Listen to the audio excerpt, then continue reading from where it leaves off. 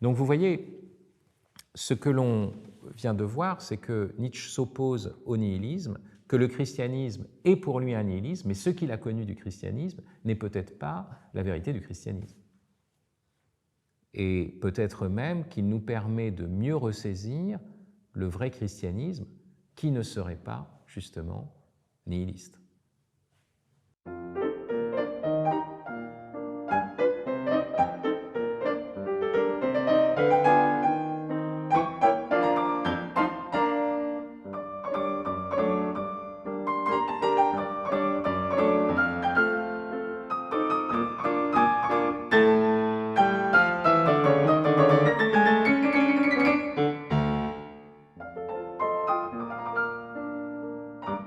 Alors, 3 causeries sur Nietzsche.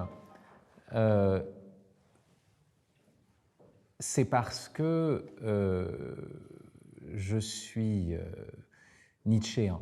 Bon.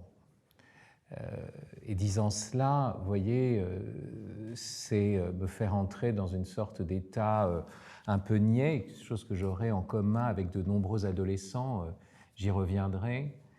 Mais il y a une petite différence, vous savez que Heidegger disait qu'il fallait, pour bien faire de la philosophie, suspendre la lecture de Nietzsche et travailler pendant 10 à 15 ans Aristote, puis après, éventuellement, revenir à Nietzsche, qu'on ne pouvait comprendre qu'à l'intérieur de l'histoire de la métaphysique. Bon, voilà, moi c'est vrai qu'après j'ai fait 10-15 ans d'Aristote, peut-être même un peu plus, donc j'ai obéi à la consigne de Heidegger. Alors, Nietzsche. Je voudrais commencer avec cette parole qu'on trouve dans Ecce Homo, dans le chapitre « Pourquoi je suis un destin ». Voilà ce qu'il écrit et qui marque toute l'ambivalence de la pensée de Nietzsche. « J'apporte la contradiction comme on ne l'a jamais fait et je suis malgré tout l'opposé d'un esprit qui dit non ». Il apporte la contradiction et cependant, c'est une affirmation qui fait le fond de sa pensée. C'est quelqu'un qui dit oui.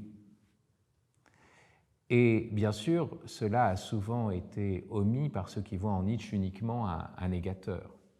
Alors, il est négateur de toute négation, et ce qu'il cherche derrière, c'est d'abord une affirmation, et ça va être ça, on pourrait dire,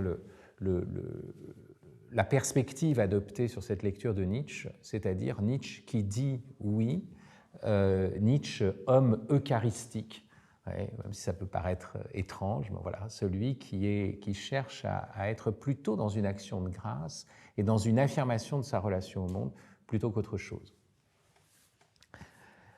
Alors, première partie que j'intitulerai Nietzsche contre le nihilisme, et je voudrais d'abord commencer à marquer la difficulté de parler de Nietzsche en général et de se déclarer nietzschéen en particulier.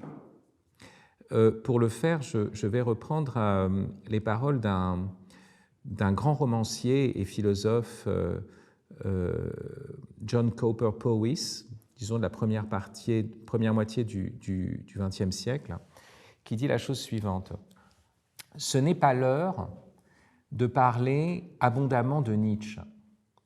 Les voix du dissentiment se sont tues, la foule a cessé de hurler, mais une chose bien pire lui arrive, la chose qu'entre toutes il redoutait le plus, on se met à l'accepter. Les prédicateurs le citent et les théologiens l'expliquent. De nos jours, ce qu'il implorerait, ce sont des ennemis acharnés, implacables, mais notre époque ne peut en produire de semblables.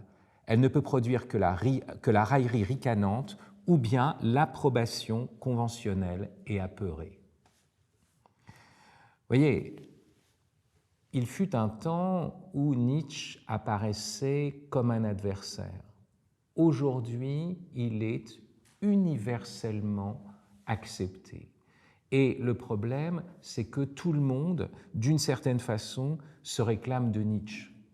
Voire même dire qu'on est nietzschéen, c'est bien, c'est chic, même d'être catholique nietzschéen, vous voyez, ça vous fait mieux accepté du monde, quoi.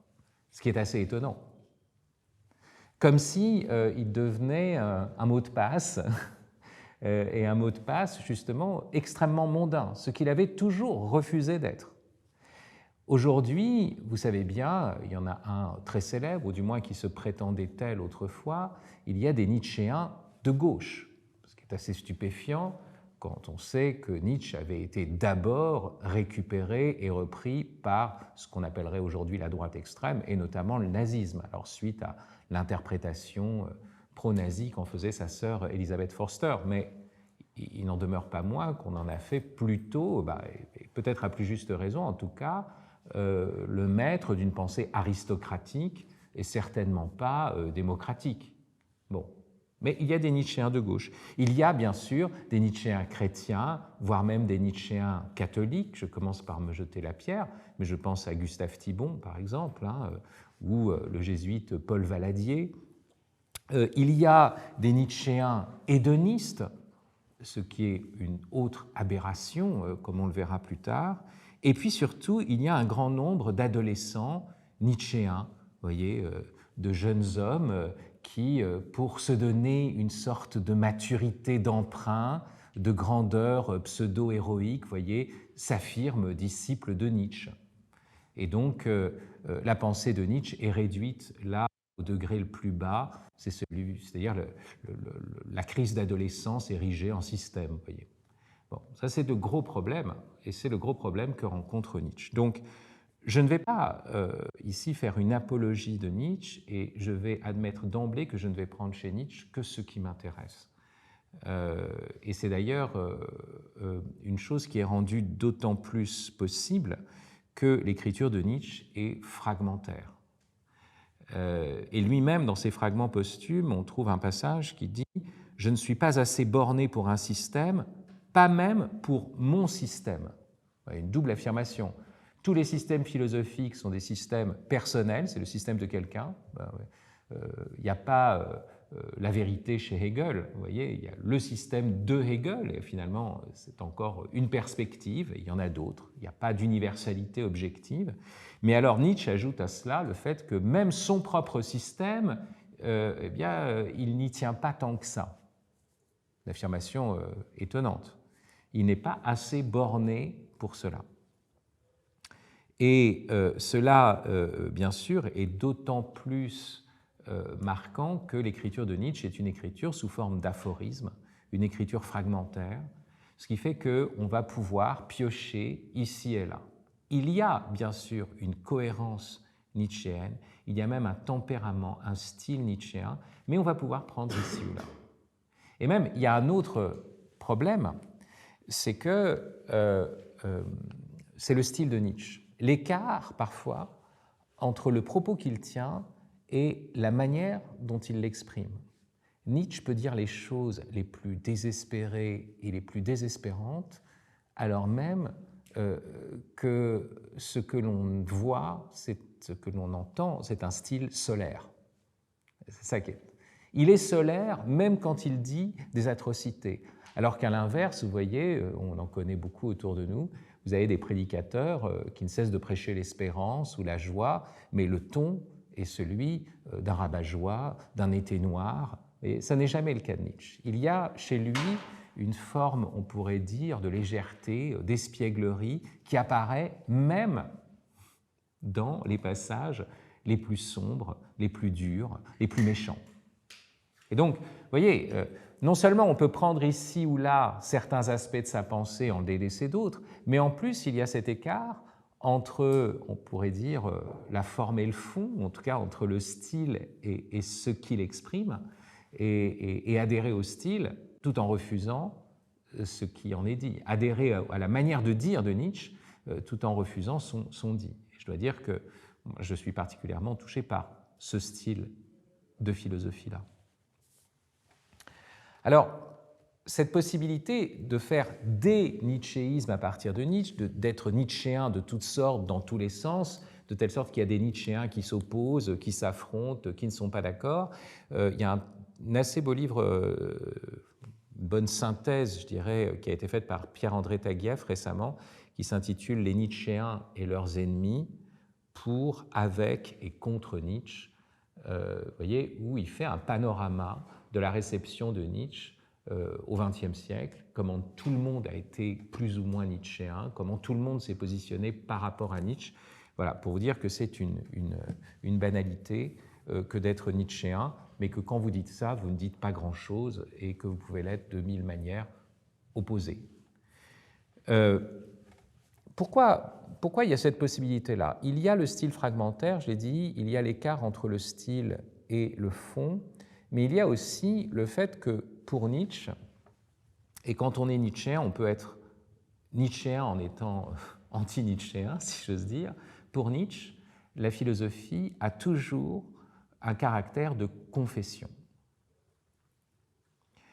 C'est-à-dire que la philosophie est toujours l'expression d'une personne. Ça n'est pas, il y a une critique, si vous voulez, du système universel chez Nietzsche, une critique de l'idée qu'on pourrait avoir un point de vue totalisant. Chacun a une perspective sur le monde. Récemment, une étudiante, suite à une conférence que je donnais à l'Institut catholique de Paris, vous savez qu'à l'Institut catholique de Paris, quand vous êtes professeur là-bas, il est de bon ton de ne pas trop dire que vous êtes catholique. Principe de l'autocensure pour montrer patte blanche, vous voyez. Bon. Et alors, dans la conférence, j'exprimais le fait que j'étais catholique et que je parlais aussi à partir de cela. Et elle est venue me voir, elle m'a dit « Merci d'avoir osé parler de votre foi ». Et je lui ai répondu « Vous savez, si je parle de ma foi, c'est parce que je suis nietzschéen. » Ça pouvait paraître curieux comme affirmation, mais ça voulait dire que, bah oui, comme nietzschéen, j'accepte que ma pensée soit aussi l'expression de ma personne et ne prétende pas à une sorte d'universalité impersonnelle. On prend la parole chez Nietzsche. C'est en ça qu'il y a un lien peut-être entre Nietzsche et Lévinas. Voyez. La vérité chez Nietzsche n'est pas le lieu de l'impersonnel, où plus c'est vrai, et moins quelqu'un parle. Non, on prend toujours la parole. Quelqu'un prend la parole. Voilà ce qu'il écrit au début de Par-delà le bien et le mal. Les philosophes font tous semblant d'être parvenus à leurs opinions par le développement naturel d'une dialectique froide, pure et divinement insouciante, différent en cela des mystiques de toute espèce qui, plus qu'eux, honnêtes et lourds, parlent d'inspiration. Tandis qu'ils défendent au fond une thèse anticipée, une idée subite, une inspiration, et le plus souvent un désir intime qu'ils présentent d'une façon abstraite, qu'ils passent au crible en l'étayant de motifs laborieusement cherchés. Ils sont tous des avocats qui ne veulent pas passer pour tels. Donc les philosophes érigent en système général ce qui n'est le plus souvent qu'un désir intime.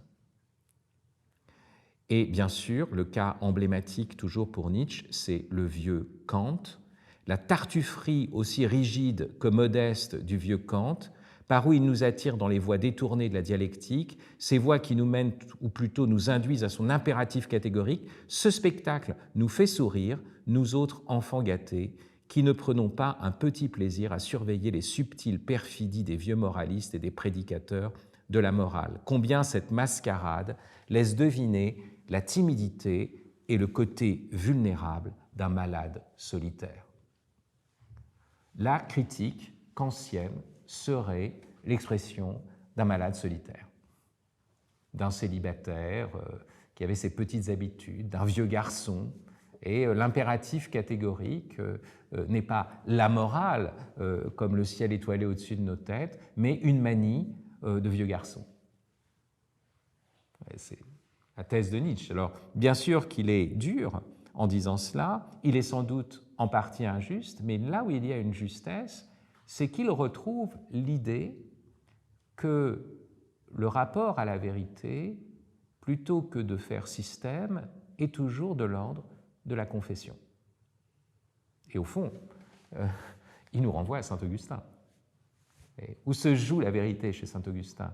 Non pas dans un exercice théologique abstrait, mais dans un dialogue entre quelqu'un, Augustin, et Dieu, plutôt dans une exposition de soi sous le regard d'une lumière transcendante. Vous voyez ?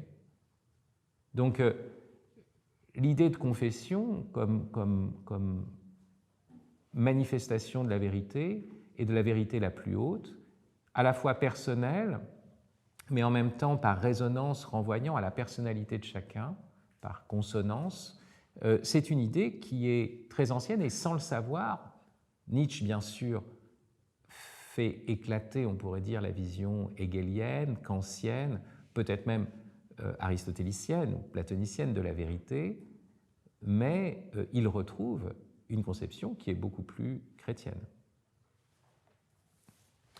Deuxième aspect, si c'est l'expression de soi, il y a deux manières pour une philosophie d'être l'expression, et on reste toujours dans cette idée, Nietzsche comme médecin des âmes, qui a toujours une vision un peu biologique ou psychopathologique des différents systèmes philosophiques. Vous avez vu, Kant est un malade solitaire, etc.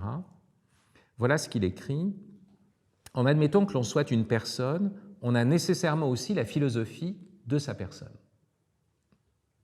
Mais il existe là une différence sensible.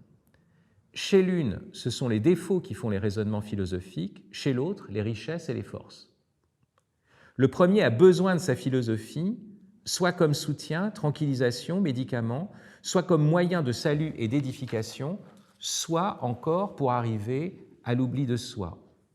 Chez le second, la philosophie n'est qu'un bel objet de luxe, dans le meilleur cas, la volupté d'une reconnaissance triomphante qui finit par éprouver le besoin de s'inscrire en majuscule cosmique dans le ciel des idées.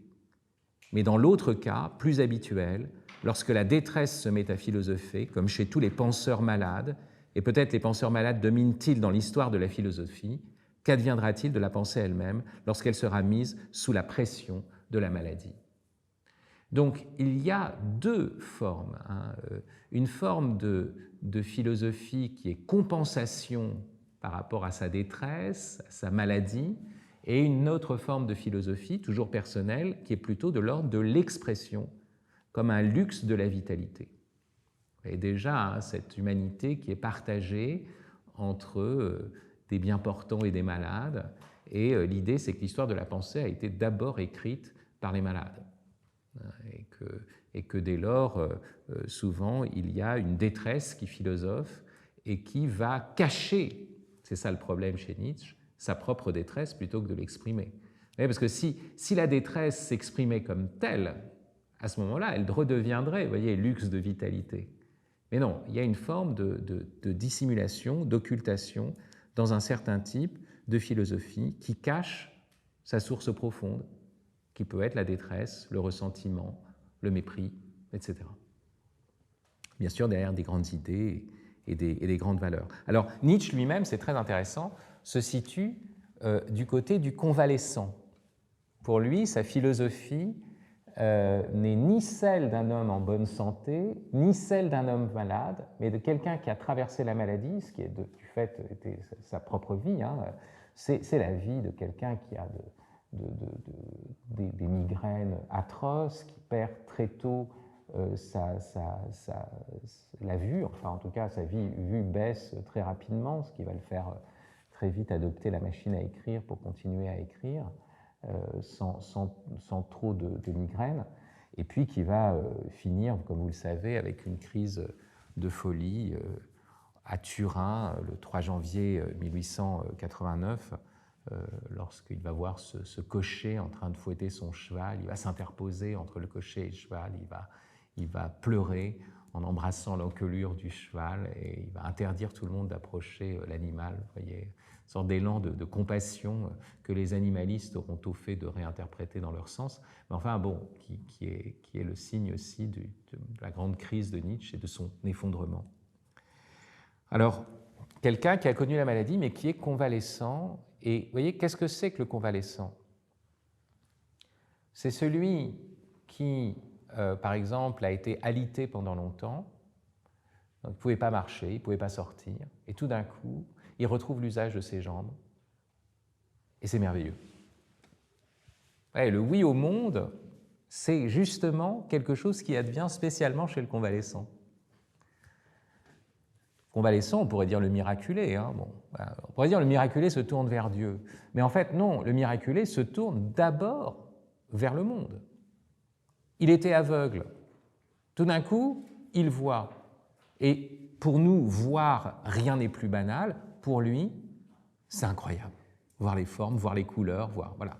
Philosophie du convalescent, ça veut dire justement une philosophie qui est capable de dire oui à ce qui a été effacé, occulté, renié par ceux qui sont malades ou ceux qui sont entre bonne santé, vous voyez, et pour qui le phénomène même de la santé devient banal. Et il y a l'effacement du monde par mépris et l'effacement du monde par facilité, par accoutumance.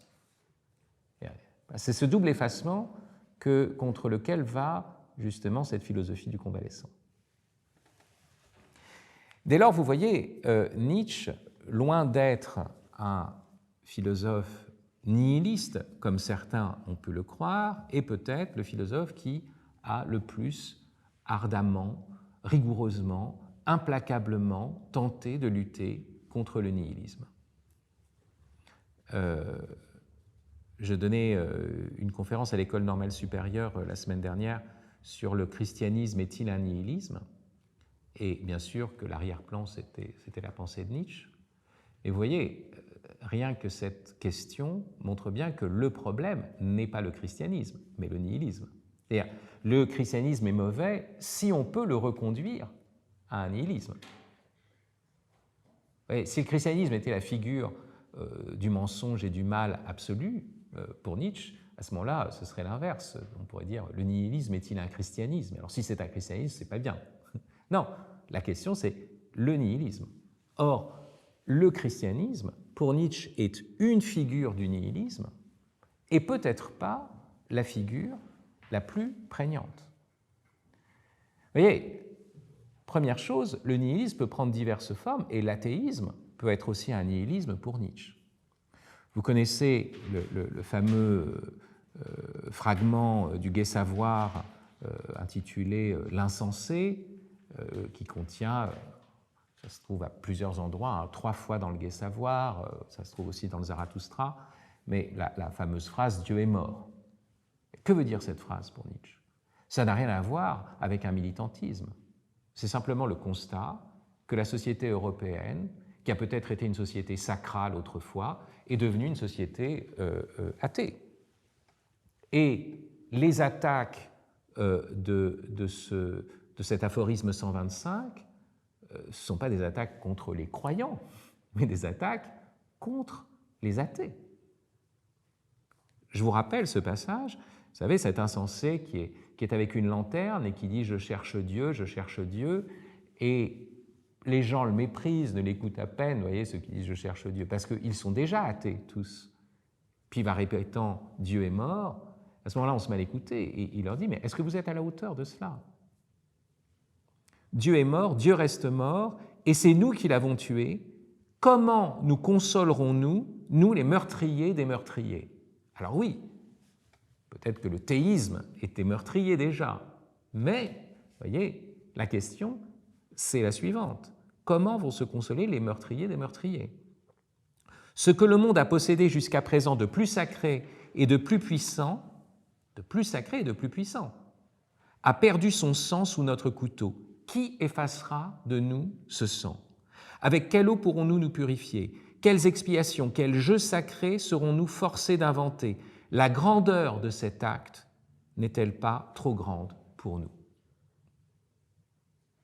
Donc on n'est pas du tout dans cette sorte de facilité de l'athéisme, qui est encore une forme de nihilisme. Et c'est tellement quelqu'un qui récuse toutes sortes de facilitations ou de facilités athées que Heidegger osera écrire que Nietzsche est le dernier philosophe allemand à avoir cherché passionnément Dieu. Vous savez que Nietzsche est le philosophe sur lequel Heidegger a le plus écrit. Il a donné de nombreux cours sur Nietzsche. Et donc il le connaît, hein, mais il ose dire ça. Et il va même ajouter, à part Hölderlin, il est le seul croyant de son siècle. Oui, c'est quand même fou. Il y va bien sûr du goût du paradoxe chez Heidegger, mais dire que Nietzsche est le seul croyant de son siècle montre bien qu'il est impossible de l'assimiler à l'athéisme du monde, et que c'est précisément contre ce monde-là qu'il écrit. Dans ses fragments posthumes, il est très clair, pour lui, la pire forme des athéismes ne se trouve pas dans le christianisme aujourd'hui, mais dans ce qu'il appelle un second bouddhisme.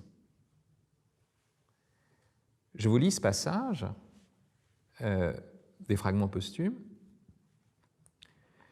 C'est les œuvres complètes, tome 13, 9. Le second bouddhisme, la catastrophe nihiliste qui met un terme à la culture terrestre. Présage de ceci, expansion prépondérante de la pitié, pitié à l'égard des animaux, pitié à l'égard de tout et de tous, le surmenage intellectuel, la débauche idéologique, mais bon. La réduction des problèmes aux questions du plaisir et du déplaisir, le pathocentrisme de notre époque. D'ailleurs, ça montre bien qu'il n'est pas hédoniste. C'est précisément la réduction des problèmes à ça serait le signe de la catastrophe nihiliste. La gloire belliqueuse que provoque un contre-coup, de même que la délimitation nationale provoque un mouvement contraire, la plus cordiale fraternité. Donc l'oscillation entre le nationalisme belliqueux et la fraternité universelle. Encore, vous voyez, les deux aspects du nihilisme. L'impossibilité pour la religion de poursuivre son travail avec des dogmes et des fables. C'est la catastrophe nihiliste. Un christianisme qui doit surtout apaiser des nerfs malades n'a absolument pas besoin de cette terrible solution d'un Dieu mis en croix. C'est pourquoi, en silence, le bouddhisme progresse partout en Europe. Voilà un passage exceptionnel.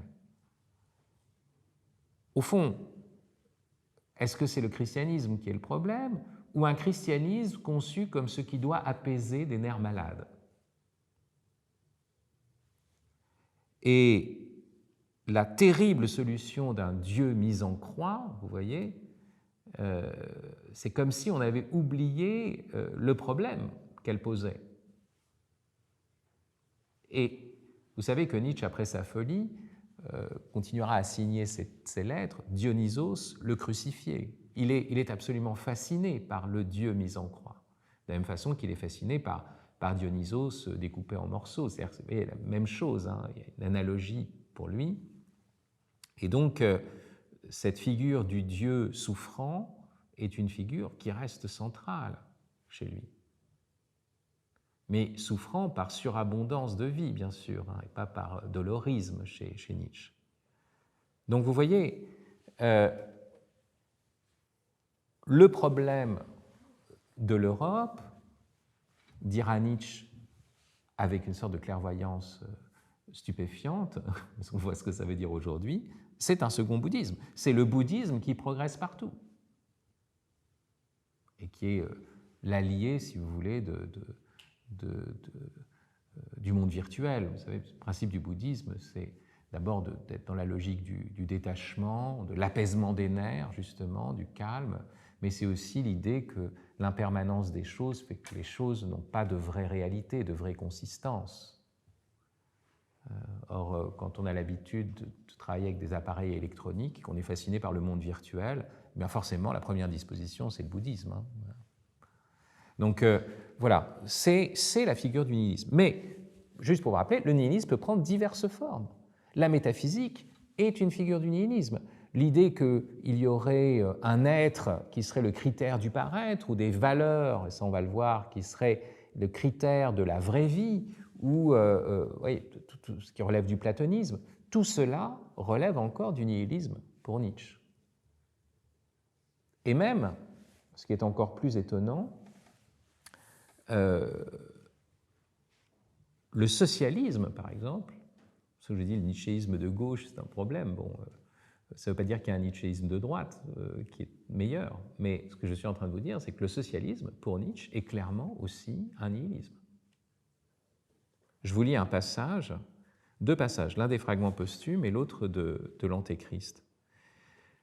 Le socialisme, tyrannie extrême des médiocres et des sots, c'est-à-dire des esprits superficiels, des jaloux, de ceux qui sont aux trois quarts des comédiens, est en réalité la conséquence des idées modernes et de leur anarchisme latent. La doctrine socialiste dissimule mal la volonté de nier la vie. Ce sont des déshérités, hommes ou races, qui ont dû inventer pareille théorie. L'idée des lendemains qui chantent, l'idée d'une société qui sera meilleure et enfin apaisée grâce au partage des richesses, cette idée, c'est encore l'idée d'un autre monde. Et c'est pour ça que la pensée socialiste révolutionnaire apparaîtra pour Nietzsche encore comme la pensée d'un arrière-monde, d'un autre monde, d'un au-delà, qui nie la vie présente. Dans l'Antéchrist, lorsqu'il attaque l'Évangile ou le Christ, en fait, il attaque souvent le Christ en tant qu'il serait à l'origine du socialisme, c'est-à-dire de l'idée d'une égalité en droit de tous. Écoutez ce passage. « Qui sont parmi la canaille d'aujourd'hui ceux que je hais le plus ?» Donc ça, c'est l'Antéchrist, c'est l'aphorisme 57. « Qui sont parmi la canaille d'aujourd'hui ceux que je hais le plus ?» Nietzsche dit que ce sont ceux qu'il hait le plus. La canaille socialiste, les apôtres Chandala. Vous savez, Chandala, ça veut dire les mangeurs de chiens, littéralement, mais dans le bouddhisme, enfin dans l'hindouisme, ce sont ceux qui sont hors caste. Donc vous voyez l'idée qu'il n'y a pas de hiérarchie, qu'il n'y a pas d'inégalité, que tout le monde est égaux et se noie dans une même confraternité sentimentale, etc. Vous voyez, ben voilà. La canaille socialiste des apôtres Chandala qui mine l'instinct, le plaisir, la modération du travailleur satisfait de sa modeste existence. Ceux qui le rendent envieux, qui lui enseignent la vengeance. L'injustice n'est jamais dans l'inégalité des droits, elle est dans la prétention à des droits égaux. Bien sûr, on va dire, le fascisme est là. Et bien sûr que l'interprétation fasciste est possible. Vous comprenez, dès que vous isolez une phrase de Nietzsche, vous pouvez en faire d'une part un simple négateur, d'autre part, vous pouvez lui faire la ventriloquie que vous voulez. Vous voyez, autour de la phrase, vous créez votre propre système ou votre propre justification. Mais écoutez bien ce qu'il vient de dire. Il est contre le socialisme. Est-ce qu'il est en train de dire vive toutes les formes d'inégalité, etc. Ce qu'il veut, c'est, il a parlé de l'instinct, du plaisir, de la modération du travailleur satisfait de sa modeste existence. On pourrait presque dire, il y a des inégalités, mais en même temps, cette inégalité, dans chacun à son niveau, peut trouver une forme de contentement.